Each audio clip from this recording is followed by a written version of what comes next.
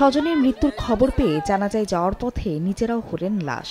যশোরে অ্যাম্বুলেন্স চাপায় বাবা মেয়ে সহ ভ্যানের ৩ যাত্রীর মৃত্যু হয়েছে। বুধবার সকালে বোনের জানাজায় অংশ নিতে ইঞ্জিন চালিত ভ্যানে করে যশোরের ঝিকরগাছার নাভারণ গ্রামে যাচ্ছিলেন হালিমা খাতুন, তার স্বামী হাসান ইকবাল এবং ১২ বছরের মেয়ে রত্না।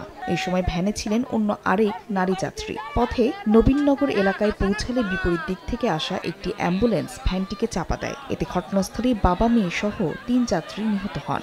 আহত ভ্যান চালক ও হালিমাকে উদ্ধার করে স্থানীয় হাসপাতালে ভর্তি করা হয়।